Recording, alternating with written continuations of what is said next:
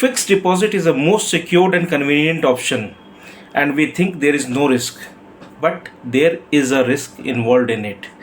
आइए समझते हैं आज के इस वीडियो में क्या आपको फिक्स डिपॉजिट एक सिंगल एफडी में करना चाहिए, एक सिंगल बैंक में करना चाहिए, या उसको स्प्लिट करके मल्टीपल बैंक्स में मल्टीपल अमाउंट्स में करना चाहिए।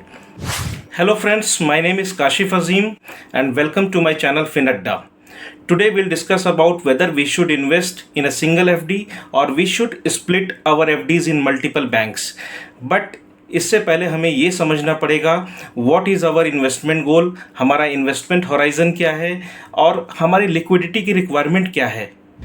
इन first case scenario, let suppose you have a 10 lakh rupees and you wanted to invest into a single bank and you don't want too much documentation, don't want to go to multiple banks, and you have, let's suppose, invested in that bank, and for God's sake, in case you have any emergency or something like that and you want to withdraw some amount from the FD, you cannot withdraw the amount until the lock-in period.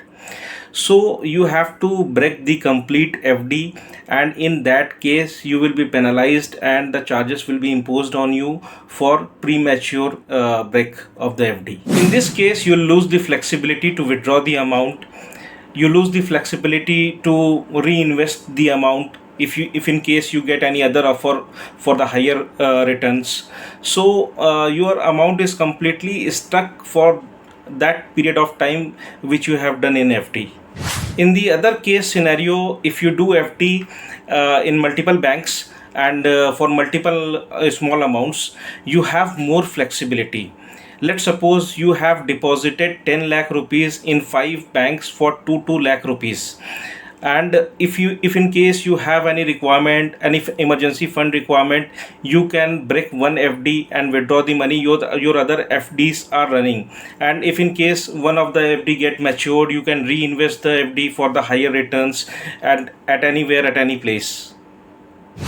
आपको FD में invest करने से पहले एक बात का ध्यान और देना होगा कि DICGC आपको 5 लाख तक का ही कवर देती है। DICGC का मतलब है depository insurance credit guarantee corporation, जो कि RBI की एक सब्सिडरी है। ये हर बैंक में, हर इन्वेस्टमेंट में 5 लाख तक का ही सिक्योरिटी देती है, 5 लाख तक का ही इंश्योरेंस देती है।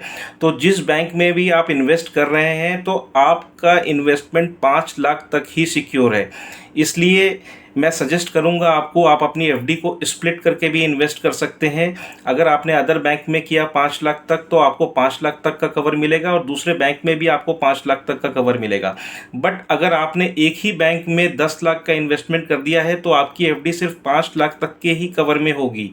इनके तो आप अपनी इन्वेस्टमेंट को सिर्फ रिटर्न पॉइंट ऑफ व्यू से ना देखें, बल्कि सेफ्टी पॉइंट ऑफ व्यू से देखें कि आपका पैसा जहां भी गया है वो कितना सेफ है, कितना सिक्योर है। ऐसी वीडियो के लिए चैनल को सब्सक्राइब करें, लाइक करें एंड हमारे साथ जुड़े रहें। Thank you very much.